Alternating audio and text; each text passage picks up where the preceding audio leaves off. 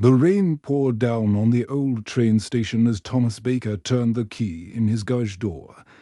He was 52 years old and had been fixing cars for 30 years. His hands were rough and dirty from working hard every day. The small auto repair shop sat right across from Paddington Station, and Thomas had watched thousands of people come and go over the years, but tonight felt different. As Thomas pulled his old coat round him to keep warm, he saw something that made him stop. A young woman sat alone on the wet bench at the station. She wore a white dress that was now dirty and torn. Her brown hair was soaked from the rain, and she held a small bag tightly against her chest. Thomas looked at her for a moment. Something about the way she sat there, so small and alone, made his heart hurt. He walked slowly toward her, his footsteps echoing in the empty station. "Miss, are you all right?" he asked softly. The woman looked up at him. Her name was Emma Collins, and she was 26 years old. Her eyes were red and swollen from crying. When she spoke, her voice was so quiet he could barely hear her. "I have nowhere to go," she whispered. "My wedding was supposed to be today, but my fiancé never came. He left me standing at the church altar." Thomas felt his chest tighten. This young woman reminded him of his own daughter, who had died in a car accident 3 years ago. His daughter would have been about Emma's age now if she were still alive. "You can't stay here in the rain," Thomas said gently. "I have a small apartment above my shop. You're welcome to stay there tonight." Emma stared at him with wide eyes. "But you don't even know me. Why would you want to help a complete stranger?" Thomas smiled, and for the first time in months, it felt real. "Because my dear wife always told me that kindness costs nothing, but means everything. She passed away 5 years ago, but I still try to live by her words every day." Emma was quiet for a long moment. She looked at this older man with kind eyes and gentle hands. Something told her she could trust him. "Thank you, Mister," she said finally. Thomas Baker. And what's your name?" "Emma Collins." Thomas helped Emma stand up from the wet bench. Her legs were shaky, and she had been sitting in the cold rain for hours. He led her carefully across the street to his garage. The building was old but well kept, with a small apartment on the second floor. Thomas unlocked the door and turned on the lights. The apartment was simple but clean. There were photos on the walls of a smiling woman and a young girl with bright eyes. "This was my daughter's room when she came to visit," Thomas said, showing Emma to a small bedroom. "There are clean towels in the bathroom, and I'll make you some tea." Emma looked round the room. It had a single bed with a colorful quilt, a small desk by the window, and bookshelves filled with novels and school textbooks. Everything was kept exactly as it had been, as if the daughter might return at any moment. "Your daughter," Emma started to ask. "Lucy," Thomas said quietly. "She was studying to be a teacher. She died 3 years ago in a car accident."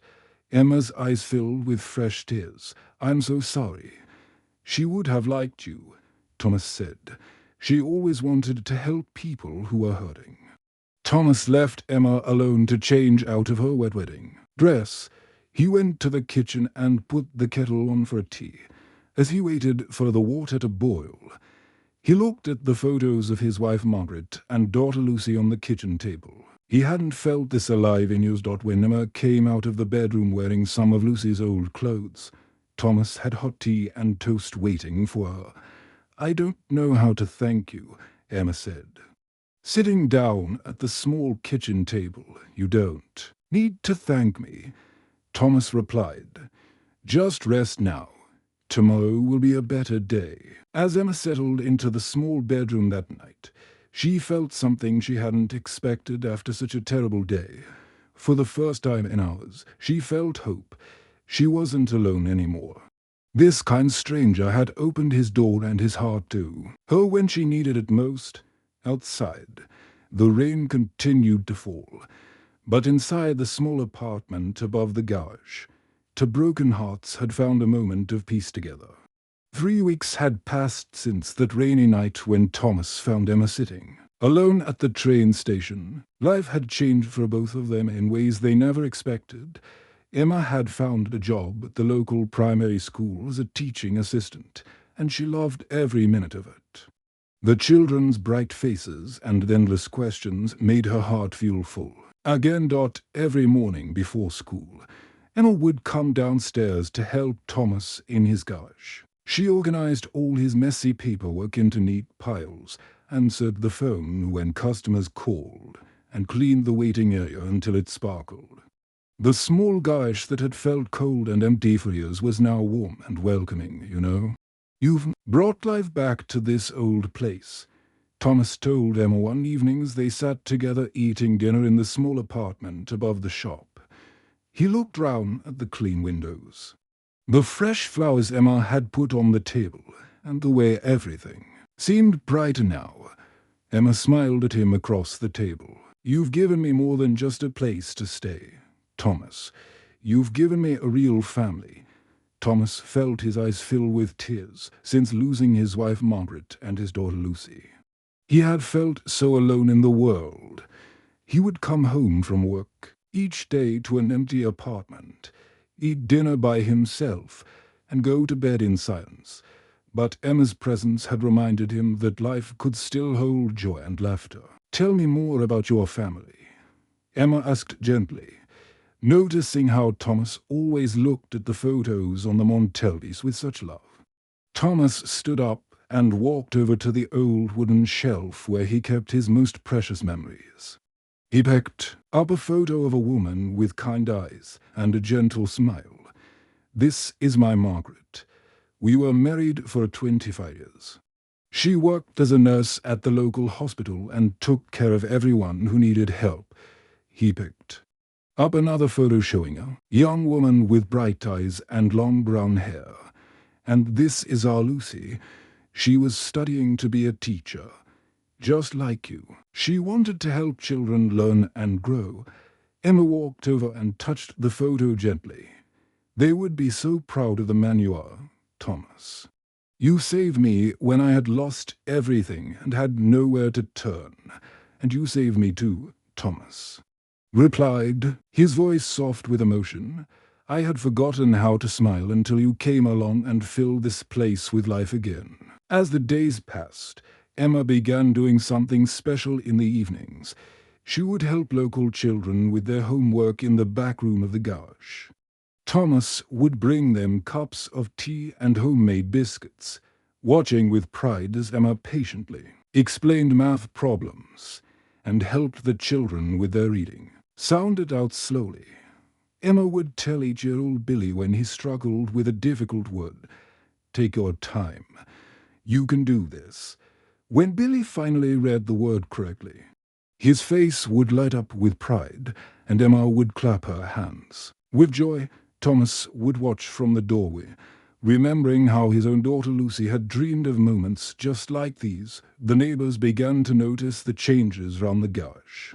Mrs. Patterson, who owned the flower shop next door, would often stop by to chat with Thomas while he worked on cars. That young woman has brought such warmth to your life, Thomas, she said one afternoon, watching Emma help a little girl with her spelling homework.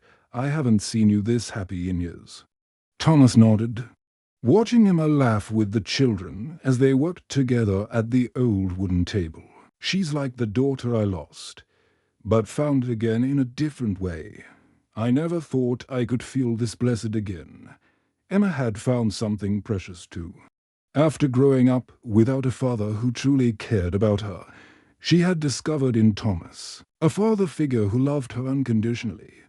Just as she was, he never asked her to be different or better. He simply accepted her with open arms and a kind heart. In the evenings, after the children had gone home and the garage was quiet, Emma and Thomas would sit together in the small apartment. They would talk about their days, share stories, and plan for tomorrow.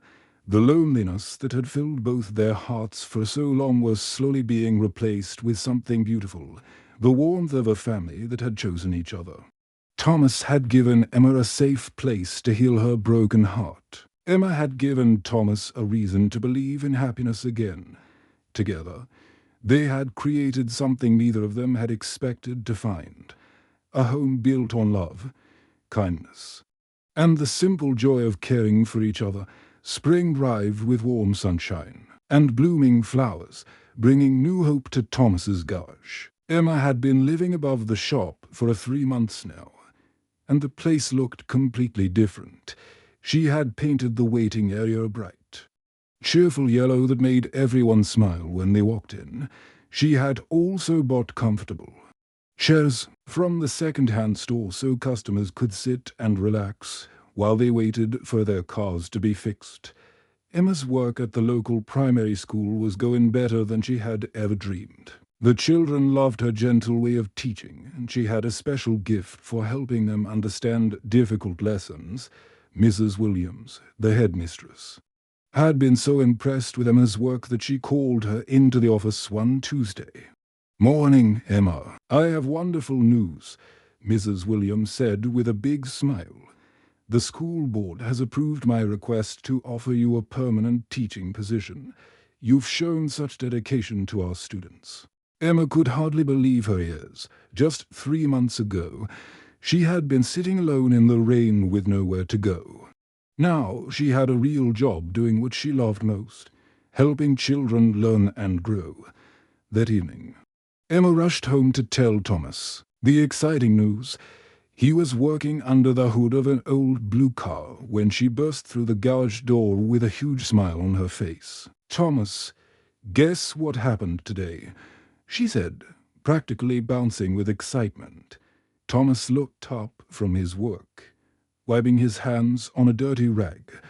"What is it, my dear?" "Mrs. Williams offered me a permanent teaching job. I'm going to be a real teacher." Thomas's face lit up with pride and joy. He walked over and gave Emma a big hug. "I'm so proud of you," he said with tears in his eyes. "You've overcome so much hardship and pain." Emma hugged him back tightly. "I couldn't have done any of this without you believing in me, Thomas. You gave me the strength to keep going when I wanted to give up." The garage had become busier than ever before. Word had spread throughout the neighborhood about Thomas's honest work and fair prices. But it wasn't just his skill as a mechanic that brought customers back. It was Emma's warm welcome that made everyone feel at home. She remembered every customer's name, asked about their families, and always had a fresh cup of tea ready for anyone who wanted one. One afternoon, young Billy Thompson came running into the shop with tears streaming down his face. He was 8 years old and lived with his grandmother because his parents had died in an accident. Billy was a sweet boy, but he struggled with reading and often felt embarrassed at school. "What's wrong, Billy?" Emma asked, immediately kneeling down to his level so she could look into his eyes. "The boys at school say I'm stupid because I can't read properly," Billy sobbed, wiping his nose with his sleeve. "They laughed at me when I tried to read out loud in class today." Emma's heart ached for this little boy. She knew exactly how it felt to be hurt and rejected. "Billy, listen to me," she said gently, placing her hands on his shoulders. "You are not stupid. Not at all. You're a very smart boy who just needs some extra help with reading. Would you like me to teach you after school?" Billy's face lit up with hope. "Really? You'd do that for me?"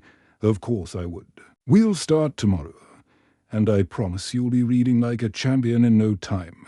From the next day forward, Billy came to the garage every afternoon after school. Emma would sit with him at the old wooden table in the back room, patiently helping him sound out words and understand stories. Thomas would bring them cookies and milk, watching with pride as Emma worked her magic. Within just a few weeks, Billy was reading simple books all by himself. His confidence grew every single day, and he began to smile more often. Other children from the neighborhood heard about Emma's help and began coming to the shop for tutoring too.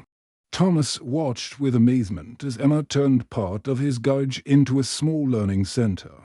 Children would gather round the table every afternoon, working on homework and learning new things. The sound of their laughter and excited voices filled the garage with life and joy. You found your true calling, Thomas told Emma one evening as they watched the children pack up their books to go home. Emma looked round at the garage that had become so much more than just a place to fix cars. "I've found my home," she replied, smiling at Thomas. "Here with you." The local newspaper heard about their story and wrote an article about their unusual family and the positive impact they were having on the community. People began to understand that love comes in many different forms. 6 months had passed since that rainy night when Thomas found Emma sitting alone at the train station. Emma's life had found a beautiful rhythm that filled her days with purpose and joy. She was now a full-time teacher at the primary school, and her after-school tutoring program had helped dozens of children improve their reading skills. Every day brought new smiles, new victories, and new reasons to be grateful for the life she had built. The garage had become a second home to many families in the neighborhood. Parents would drop off their children for tutoring while Thomas fixed their cars. The sound of children laughing and learning filled the air, mixing with the gentle sounds of Thomas working on engines. Emma had never felt more at peace or more loved. One Tuesday morning, everything changed in an instant. Emma was organizing student files at the small desk in the garage when she heard the sound of an expensive car pulling up outside. She looked through the window and felt her blood turn cold. The shiny black car sat in front of the shop, and stepping out of it was James Morrison, her former fiancé. Emma's hands began to shake as she watched him walk toward the garage door. She had not seen him since that terrible day 6 months ago, when he left her standing at the altar in her wedding dress, alone and heartbroken. "Emma," James called out as he entered the shop, his voice loud and confident. "I've been looking everywhere for you." Thomas appeared from under a car he was repairing, oil stains on his work clothes and concern in his eyes. He had heard the sharp tone in the stranger's voice and could see that Emma was upset. He moved to stand protectively near her, sensing her distress. "What do you want, James?" Emma asked, her voice barely above a whisper. Her heart was beating so fast she could hardly breathe. "I want you back," James said with a confident smile, as if the past 6 months had never happened. "I've sorted everything out with my family. We can have the wedding we planned. Everything can go back to the way it was." Emma stared at him in complete disbelief. After all this time, after all the pain he had caused her, he was acting as if nothing had happened. "You left me at the altar, James," she said, her voice growing stronger. "You broke my heart into a million pieces, I know, and I'm sorry about that," James said with a casual shrug. "But look at where you're living now." He gestured around the humble garage with disgust. "This isn't the life you deserve, Emma. You belong with me, in proper society, not in this dirty old garage." Thomas stepped forward, his jaw tight with anger. "Emma has built a good life here. She's respected and loved by this entire community." James looked Thomas up and down with a dismissive sneer. "And who are you to speak for her, old man? He's my family," Emma said firmly, finding her courage. "Thomas has been more of a father to me than anyone ever has in my entire life." James laughed cruelly, the sound echoing through the garage. "Family, Emma, be realistic. You're staying above a garage with an old mechanic. I can give you a mansion, servants, expensive clothes. Everything you could ever want. You can't give me what I already have," Emma replied, her voice growing stronger with each word. Love, respect, and a true sense of belonging. James's face grew red with anger. He was not used to being rejected, especially by someone he considered beneath him. "I'll give you 3 days to come to your senses, Emma. Don't throw away your future for this charity case." With that, James turned and walked out of the garage, his expensive shoes clicking on the concrete floor. The sound of his car driving away filled the silence he left behind Dot as soon as he was gone. Emma broke down in tears. All the emotions she had buried for 6 months came flooding back. Thomas immediately wrapped his arms round her, holding her like the father she had never had. What if he's right? Emma sobbed into Thomas's shoulder. What if I'm being foolish?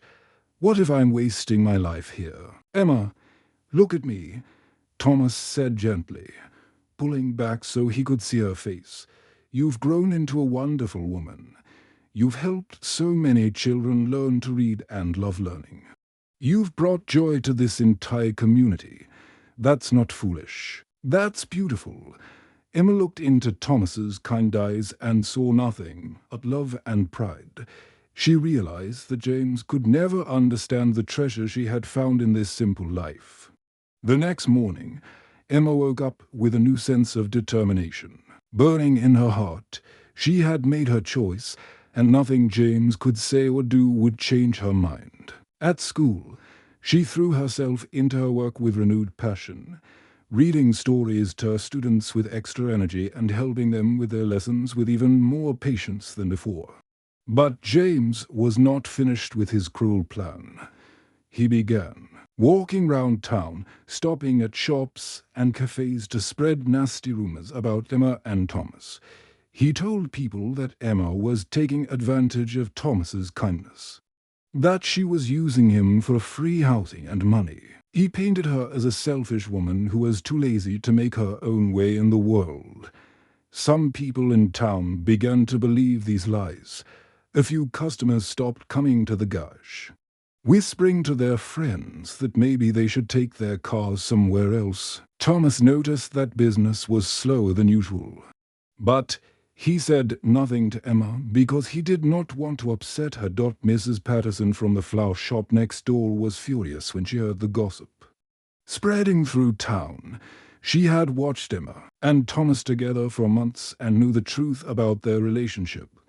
That's complete nonsense, she told her customers firmly. Emma and Thomas are like father and daughter. They've done nothing but good for this community. Anyone who says otherwise is either blind or jealous. The children Emma tutored were confused and upset by the mean things they heard adults saying. Billy Thompson, who could now read chapter books thanks to Emma's patient teaching, came to her with tears in his eyes.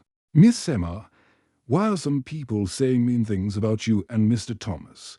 he asked, his voice shaking with worry. Emma knelt down to Billy's level and took his small hands in hers sometimes.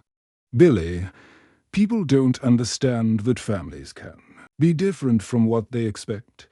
Thomas and I chose each other as family, and that's just as real as any other kind of family." The rumors continued to spread throughout the week, and Emma felt the weight of people's stares and whispers wherever she went.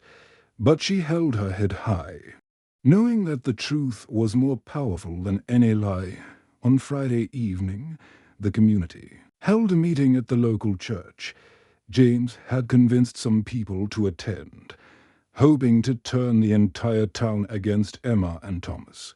He sat in the front row with a satisfied smile, certain that his plan would work. But something beautiful and unexpected happened instead. One by one, people stood up to speak the truth about Emma and Thomas. Mrs. Williams, the school headmistress, spoke first. Her voice was clear and strong as she addressed the crowd.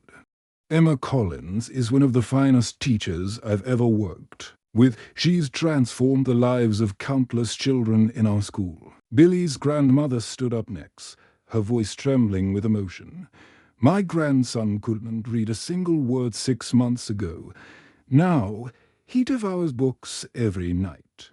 All thanks to Emma's patient teaching and kind heart. Other parents shared similar stories about how Emma had helped their children learn to read, gain confidence, and love learning. Customer after customer spoke about Thomas's honesty in his work and Emma's kindness to everyone who entered the garage. Finally, Emma stood up, with tears streaming down her face. She looked out at the crowd of people who had become her community and her family. 6 months ago, I was broken and alone, she said, her voice growing stronger with each word. Thomas could have walked past me that rainy night, but he chose kindness instead. He didn't just give me shelter from the storm. He gave me a family. Thomas is the father I never had, and I'm proud to be his daughter. The room erupted in applause. That seemed to go on forever. People cheered and clapped, showing their support for Emma and Thomas. James realized that his plan had failed completely, and he quietly slipped out of the church and left town that very night.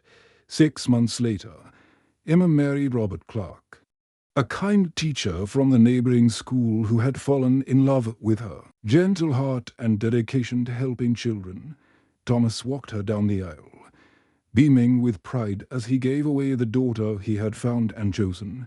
I love you, Dad, Emma whispered as they reached the altar. I love you too, my dear daughter, Thomas replied, his voice thick with emotion and joy. The garage became a community center where Emma continued her tutoring program. Thomas worked happily every day, surrounded by the laughter of children and the warmth of the family he had chosen and who had chosen him back. Love had truly won.